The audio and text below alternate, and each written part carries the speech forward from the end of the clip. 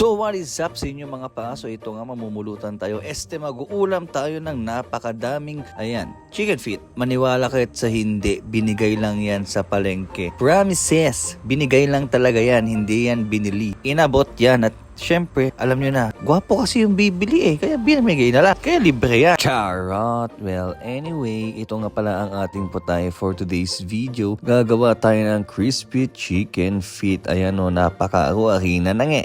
Yan o, may kumekos mo lang yung kanyang, ano bang tawag dyan? Basta yun yung pagsasawsawan mo. Tapos ipiprito mo. So, napakadili lang naman yan na gawin kasi iboboil mo lang yung paa ng manok para lumambot. And then, after nun, ilagay mo sa harina tapos isawsaw mo dun sa parang breading at ang tawag dun. And then lagay mo ulit sa harina. Ayun, parang sandwich method. And then yun, i-fry mo na hanggang maging ganyan.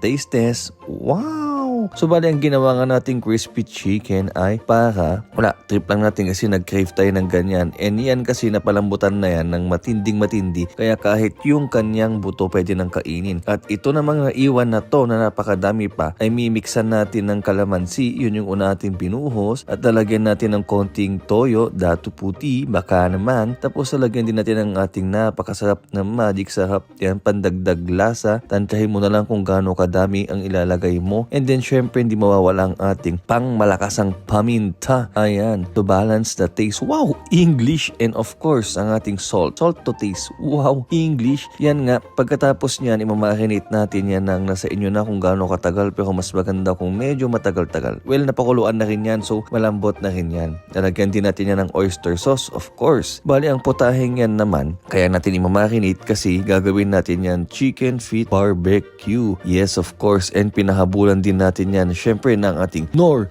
liquid seasoning. Yes sir. So nasa inyo na kasi yan kung ano ba ang mga ipaglalagay-lagay nyo dyan. And of course mayroon pa tayong ilalagay dyan na isa kasi nga mas madami, mas masarap. Yan, nasa inyo na kasi kung anong gusto nyong lasa. So nasa inyo na kung anong paglalagay-lagay nyo. At ito, imemekos-mekos natin yan para lahat malagyan. Oo, para kumapit ang kanyang lasa. Yun ang purpose kung bakit natin to imamarinate na matagal. Para kumapit ang lasa niya. And ito nga, naglagay din tayo ng ketchup kasi lumabas pa kami para lang bumili kasi nakalimutan namin bumili ng ganyan. Ananay. At ito na nga ang kinalabasan. Oo, ganyan yung itsura niya kasi wala nga tayong stick na gamit. Kaya pag yan, di mo nabantayan at mali ang iyong pag-iikot sa kanya. Mahuhulog talaga yan. Aray ko. So anyway, salamat sa panonood at sana nag-enjoy kayo na maiging maigi. Thank you, Bonnie Vlogs. Pew pew pew pew pew pew.